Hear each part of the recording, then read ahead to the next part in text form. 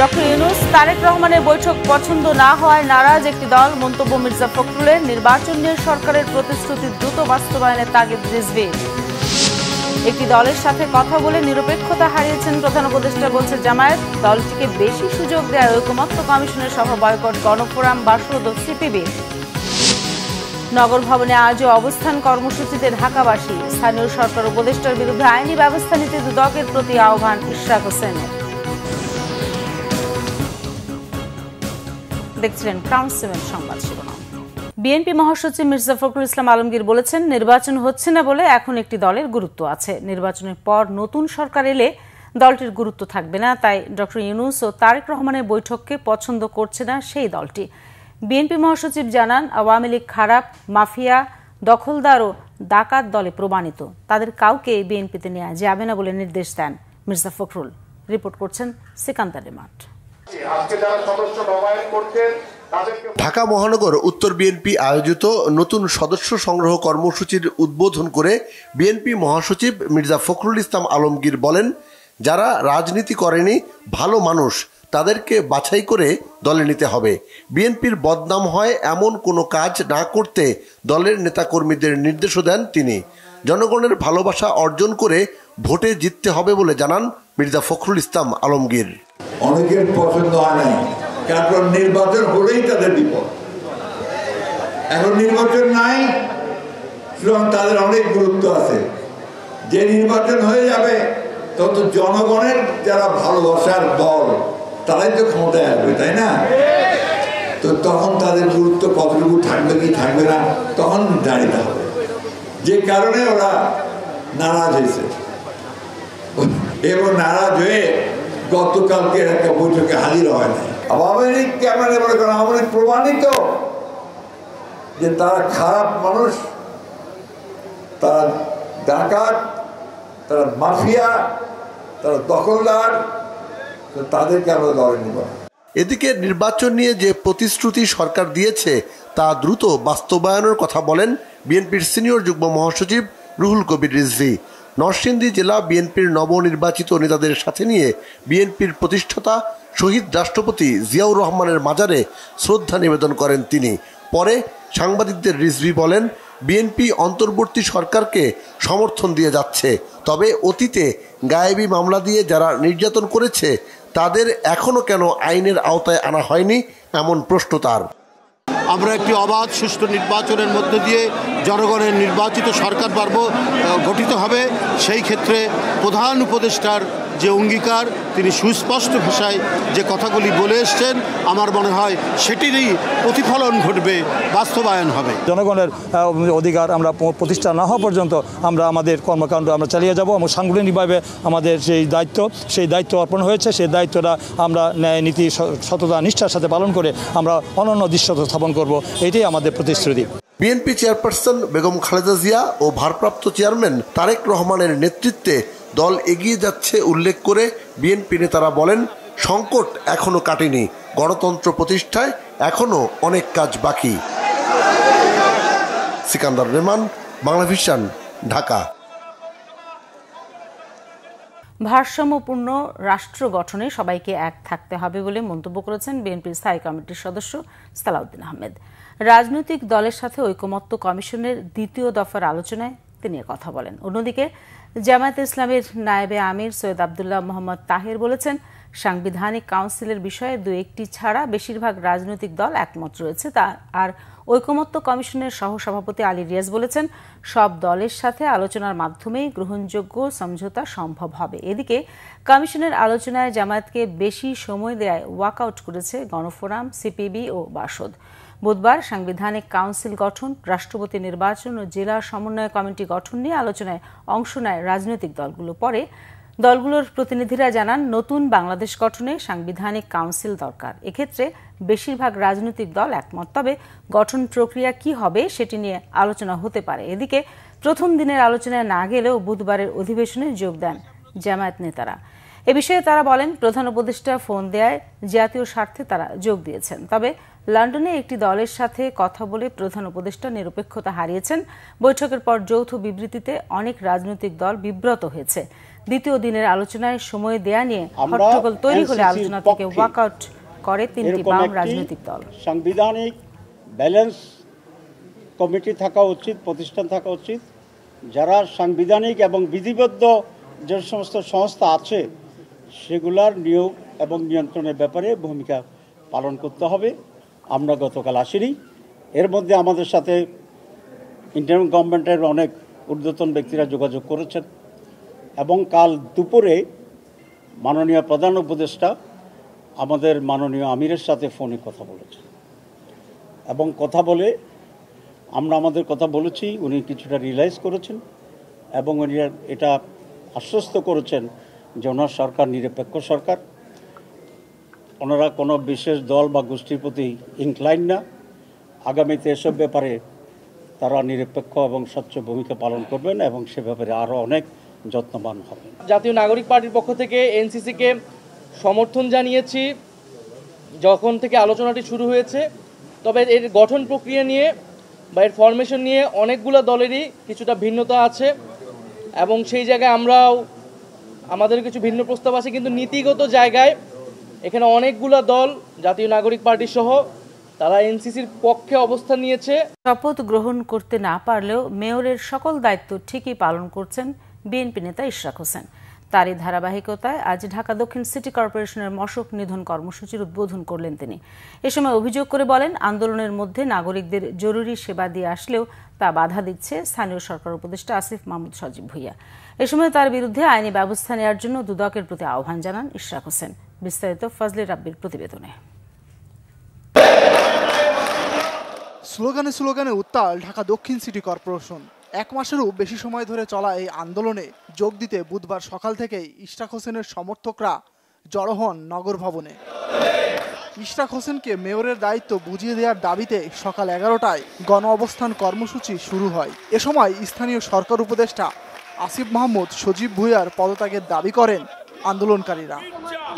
আসিফ একজন দুর্নীতিবাজের আগে আপনারা দেখেছেন, যার তার ব্যক্তিগত সহকারী শুধু একটা সংস্থা থেকে 700 কোটি টাকার মতো দুর্নীতি করেছে, যেটা প্রমাণিত, দুদকে প্রমাণিত হয়েছে। সুতরাং তার এই পদে থাকার কোনো অধিকার নাই। সে তো একটা বাচ্চা বলা, এই তো উপদেষ্টার যোগ্য না, উপদেষ্টা সে যোগ্য না, তার পদত্যাগ চাই আমরা। আমরা এখন মশার কামড় খাচ্ছি, আমাদের সুয়েজ লাইন ওভারফ্লো হচ্ছে, রাস্তাঘাট নষ্ট হয়ে যাচ্ছে, আমরা অনেক সেবা থেকে বঞ্চিত হচ্ছি।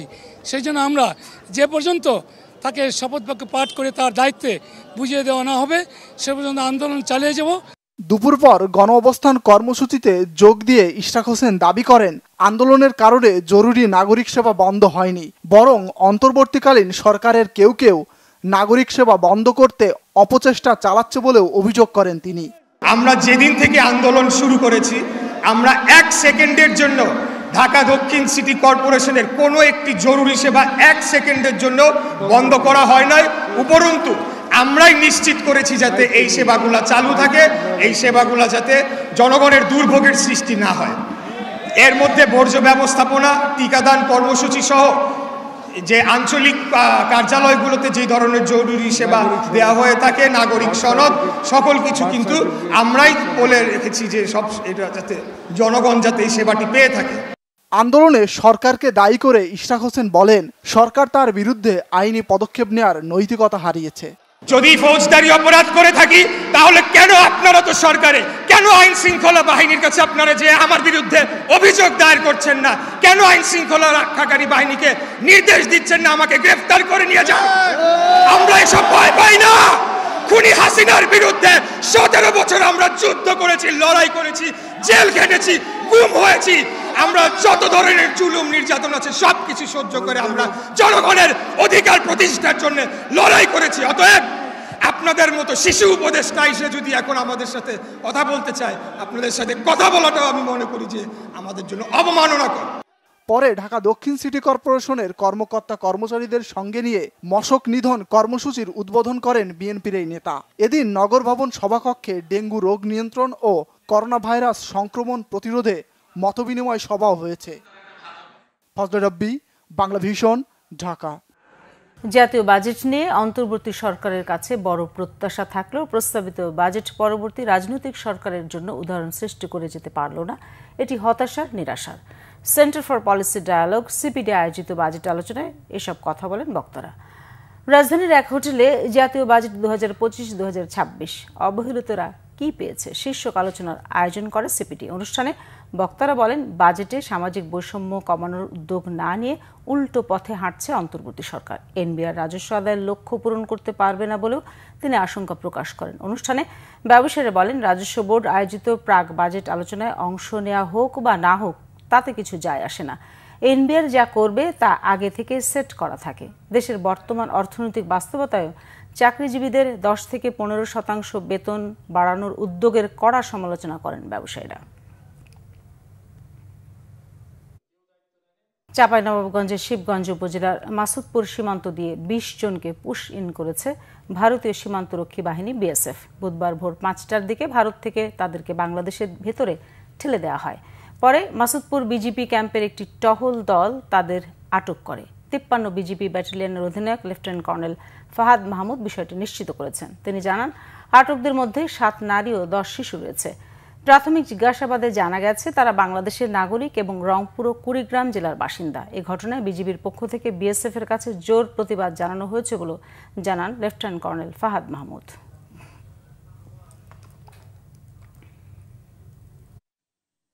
দুর্নীতি ও নানা অনিয়মের অভিযোগে চট্টগ্রাম আঞ্চলিক নির্বাচন কমিশন কার্যালয়ে অভিযান চালিয়েছে দুর্নীতি দমন কমিশন। দুপুরে নগরের লাভ লেনে নির্বাচন কমিশন অফিসে নাগরিকদের ব্যক্তিগত তথ্য সংশোধন, এনআইডি সেবায় হয়রানি সহ ঘুষের অভিযোগে এই অভিযান পরিচালনা করে দুদক। নেতৃত্ব দেন সংস্থাটির সহকারী পরিচালক ইমরান হোসেন। তিনি জানান, অভিযোগের প্রাথমিক সত্যতা মিলেছে। অভিযোগ রয়েছে 5টি অ্যাকাউন্টে আর্থিক লেনদেনেরও। এসব লেনদেনের সাথে অফিসের কারো সংশ্লিষ্টতা আছে কিনা তা তদন্ত করে দেখা হচ্ছে। অভিযুক্তদের ব্যাপারে আরও তদন্তের প্রয়োজন রয়েছে বলে জানান দুদকের এই সহকারী পরিচালক। আশুলিয়ায় গ্যাসের লিকেজ থেকে বিস্ফোরণে একটি বাড়িতে নারীসহ অন্তত 6 জন দগ্ধ হয়েছেন। দোতলা বাড়িটি ধসে পড়েছে। সকাল 7:15 দিকে আশুলিয়ার নিশ্চিন্তপুরের মন্ডল মার্কেট সংলগ্ন বাধিয়ারপাড় এলাকার একটি বাড়িতে ঘটনা হয়। স্থানীয়রা জানান, বাড়ির মালিক জুয়েল মিয়া অপরিকল্পিতভাবে ও নিম্নমানের নির্মাণ সামগ্রী দিয়ে বাড়িটি তৈরি করে ভাড়া দিয়েছিলেন। একটি কক্ষে গ্যাস লিকেজ হয়ে সারা রাত গ্যাস জমেছিল। সকালে রান্নার সময় আগুন জ্বালাতে বিকট শব্দে বিস্ফোরণ ঘটে। এতে ভবনটি ধসে পড়ে এবং আগুন ধরে যায়। এ ঘটনায় নারীসহ 6 জন দগ্ধ হন। 2 জনের অবস্থা আশঙ্কাজনক হওয়ায় তাদেরকে ঢাকার বার্ন ইনস্টিটিউটে ভর্তি করা হয়েছে। বরিশালে ভয়াবহ রূপ নিচ্ছে dengue. Barishal Sher-e-Bangla medical college হাসপাতালে পর্যন্ত ডেঙ্গুতে আক্রান্ত হয়ে ভর্তি হয়েছেন 412 জন। বরিশাল মেডিকেলে জুন মাসে ভর্তি হয়েছে 215 জন। চলতি বছরে মৃত্যু হয়েছে 3 জনের। 24 ঘন্টায় হাসপাতালটিতে নতুন ডেঙ্গু রোগী ভর্তি হয়েছে 19 জন। এ নিয়ে বর্তমানে চিকিৎসাধীন রয়েছে 93 জন রোগী। বরিশাল বিভাগীয় স্বাস্থ্য অধিদপ্তরের তথ্য অনুযায়ী এ পর্যন্ত বরিশাল বিভাগের 6 জেলার বিভিন্ন হাসপাতালে ডেঙ্গুতে আক্রান্ত হয়ে ভর্তি হয়েছে 2486 জন। বর্তমানে চিকিৎসা নিচ্ছেন 324 জন রোগী, আর মৃত্যু হয়েছে 7 জনের। এর মধ্যে বরগুনা আক্রান্ত মৃত্যুর সংখ্যা সবচেয়ে বেশি। মৃত 7 জনের মধ্যে 5 জনই বরগুনার। আক্রান্তের সংখ্যাও বরগুনায় বেশি। এই জেলায় সংখ্যা 1354 জন।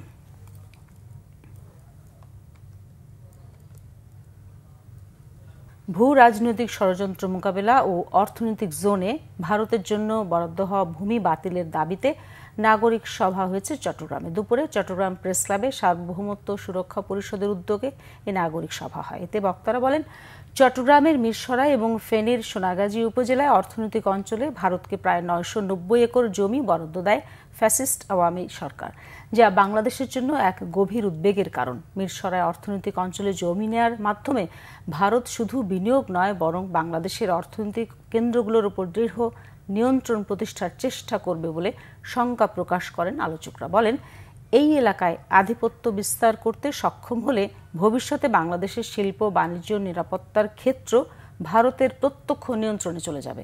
বক্তারা সেখানে দেশ রক্ষায় সেনানিবাস প্রতিষ্ঠার পরামর্শ দেন। সেই সাথে বাগেরহাটের মংলা উপজেলায় অর্থনৈতিক অঞ্চলে ভারতের জন্য বরাদ্দকৃত 110 একর জায়গা বাতিল সহ বাংলাদেশে অবস্থানরত 350টিরও বেশি ভারতীয় কোম্পানির নিবন্ধন বাতিলের দাবি জানানো হয়। চট্টগ্রামে 1000 কোটি টাকার ম্যানোলা হিল দখলে মরিয়া হয়ে উঠেছে একটি মহল। আওয়ামী গডফাদারদের পক্ষে জামায়াত নেতা মোহাম্মদ ইলিয়াস এখন ম্যানোলা হিলের দখল নিতে বারবার হানা দিচ্ছেন বলে অভিযোগ। মূল মালিকদের হটিয়ে 2022 সালের জুনে এটির দখল নেয়া ফ্যাসিবাদ ঘনিষ্ঠরা 5 আগস্টের পর আওয়ামী দখলমুক্ত হলে 2.5 বছর পর আবার ম্যানোলা হিলে ফেরেন মালিক সৈয়দ জিয়াদ রহমান ও নুরুল আজিম। ছাত্র জনতার আন্দোলনে হতাহতের মামলায় তাদেরকে জড়িয়ে হয়রানি করা হচ্ছে বলে অভিযোগ। সাইফুল ইসলামের ক্যামেরায় চট্টগ্রাম থেকে নাসির উদ্দিনের রিপোর্টে বিস্তারিত। চট্টগ্রাম মহানগরীর প্রাণকেন্দ্র জিসি মোড়ের পাশে ম্যানোলা হিল, এর পাহাড় চূড়ায় দ্বিতল বাড়ি, দুপাশের সিডিএ এভিনিউ ও MM আলী রোডে রেস্টুরেন্ট সহ নানা দোকান। পাহাড় সমতল মিলিয়ে 8 কানির বেশি এমন বিশাল সম্পত্তি খুব কম লোকেরই আছে। হাজার কোটি টাকার এই সোনার হরিণের দিকে সব সময় লোলুপ দৃষ্টি ছিল রাজনৈতিক গডফাদার ও ভূমিদস্যুদের। ক্ষমতার দাপটে শেখ হাসিনার ফুফাতো ভাই কাজী আকরাম উদ্দিন আহমেদ ও তার পার্টনার মোহাম্মদ নুরুল ইসলাম, রাজনৈতিক গডফাদার মহিউদ্দিন বাচ্চু, মশিউর রহমান ও কাউন্সিলর গিয়াসউদ্দিনের সহযোগিতায় 2022 সালের 21 জুন মধ্যরাতে তাণ্ডব চালিয়ে দখলে নেয় ম্যানোলা হিল। অর্ধশত সন্ত্রাসী, শতভরি স্বর্ণ, নগদ টাকা, ডলার, লাইসেন্স করা 3টি আগ্নেয়াস্ত্র, 2টি গাড়ি সহ লুট করে 2 কোটি টাকার মালামাল। গত বছরের 5 আগস্ট ছাত্র জনতার আন্দোলনের পর পালিয়ে যায় দখলদাররাও। 2.5 বছর পর আবার ম্যানোলা হিলে ফেরেন মালিক সৈয়দ জিয়াদ রহমান ও নুরুল আজিম। তাদের এখন বৈষম্য বিরোধী আন্দোলনে হতাহতদের মামলার আসামি করে হয়রানি করা হচ্ছে বলে জানান তারা। অন্যদিকে ম্যানোলা হিলের সাবেক দখলদার নুরুল ইসলাম আবার চকবাজার ওয়ার্ড জামায়াতের সমাজ কল্যাণ সম্পাদক। অভিযোগ রয়েছে তার পরামর্শে আরব প্রপার্টিজ লিমিটেডের MD জামায়াত নেতা মোহাম্মদ ইলিয়াস এখন ম্যানোলা হিলের দখল নিতে চাচ্ছেন, কিন্তু পুলিশের শীর্ষ কর্মকর্তা ও সেনাবাহিনীর তৎপরতায় সফল হতে পারেননি। আমার অবাক লাগে যে জামাতের নেতা কেন অবৈধভাবে আমার পিছনে লেগেছে এবং আওয়ামী লীগারদের সাথে মিলে মিথ্যা মামলা দিচ্ছে আমার নামে, আমার ভাইয়ের নামে এবং আমার ছেলের নামে, আমার ভাতিজার নামে। 200-250 ছেলেবেলে নিয়ে, লোকজন নিয়ে, সব সন্ত্রাসী এরা দখল করে আমাদেরকে মায়েদের বাই করে দিছে। এই 5 তারিখে শেখ হাসিনা যখন ফলাই গেল, সাথে সাথে এরাও জাঙ্গা ফলাই গেছে। তারা বলছেন আওয়ামী লীগ ভিকটিম থেকে এখন তারা জামায়াতের ভিকটিমে পরিণত। এরই মধ্যে বাদী অর্থের বিনিময়ে একজনকে হলফনামার মাধ্যমে বাদ দিলেও এখনো 4 জন আসামি হয়ে আছেন। 2.5 বছর আমরা পালায় ছিলাম, ঢোকার পরে এখন আবার নতুন শুরু হয়েছে, আবার ধমকি, আবার সালাক কেস, আবার অন্য কেস, ফলস কেস শুরু হয়েছে। তো আমাদের শান্তি তো আর নাই। নাগরিক সমাজের অভিযোগ, বাদীর এজাহার বাণিজ্য ও পুলিশের গ্রেফতার বাণিজ্যের কারণে মানুষ অশেষ হয়রানির শিকার। সরকারি কৌশলী অবশ্য ন্যায় বিচারের ব্যাপারে আশাবাদী। জমির বিরোধ, ব্যবসায়িক বিরোধ, আধিপত্যের বিরোধ, এগুলোকে কেন্দ্র করে মানুষ আতঙ্কের মধ্যে যেহেতু ছিল, আসামি হয়ে গেলে গ্রেপ্তার হবে, কিনে হয় জীবন যেতে পারে। তো সেই ক্ষেত্রে কিছু লোক এটাকে ফায়দা নিয়ে ব্যবসা বাণিজ্য করেছে, এখনো করে যাচ্ছে। বাদী মামলা করেছে, বাদী আবার আদালতে এসে মামলা প্রত্যাহারের আবেদন করেছে, আসামির জামিনের জন্য বিরোধিতা করছে না। এটা মামলার তদন্তকারী কর্মকর্তা প্রতিটি মামলাতে নির্ধারিত আছে এবং তার তদন্ত মাফিক সে এটার ব্যবস্থা গ্রহণ করবে। জামায়াত নেতা মোহাম্মদ ইলিয়াসের সাথে একাধিকবার যোগাযোগ করলেও তিনি সাড়া দেননি। চকবাজার থানার ভারপ্রাপ্ত কর্মকর্তা মোহাম্মদ জিয়াদুল করিম মালিকদের সহযোগিতা করলেও সব মিলিয়ে হাজার কোটি টাকার ম্যানোলা হিল এখন গলার কাঁটা হয়ে দাঁড়িয়েছে মালিকদের জন্য। Bangla vision news desk. ঢাকায় সিনেমার শীর্ষনায়ক শাকিব খানের তাণ্ডব সিনেমা পাইরেসির মূল হোতা টিপু সুলতানকে নোয়াখালী থেকে গ্রেফতার করা হয়েছে।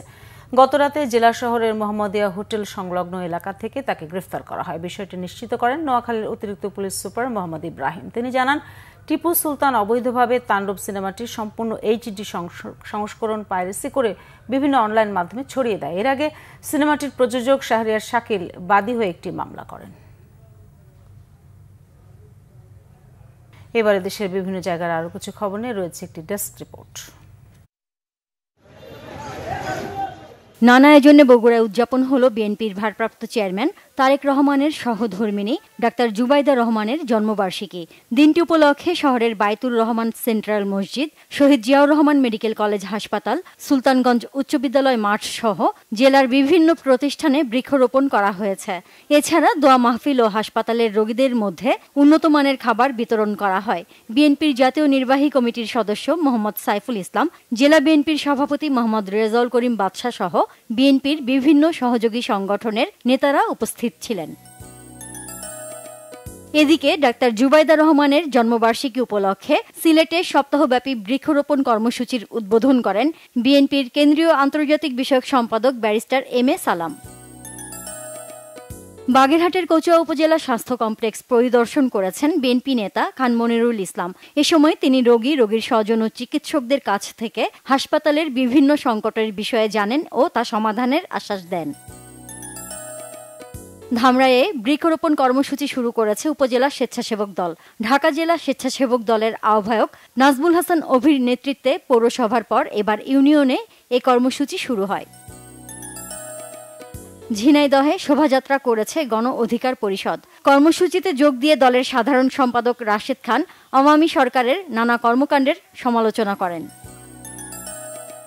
খাগড়াছড়ির রামগড়ে অবহেলিত পর্যটন লেকটি প্রায় ১৯ বছর পর পরিষ্কার অভিযানে নেমেছে রামগড় উপজেলা ও পৌর বিএনপি এবং সহযোগী সংগঠনের নেতাকর্মীরা।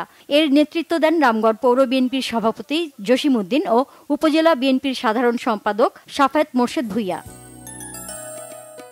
ঝিনাইদহে বস্তায় আদা চাষ বিষয়ক মাঠ দিবস অনুষ্ঠিত হয়েছে। এতে সদর উপজেলা কৃষি কর্মকর্তা নুরে নবী, উপসহকারী কৃষি কর্মকর্তা মফিজ উদ্দিন সহ স্থানীয় কৃষাণী বক্তব্য রাখেন।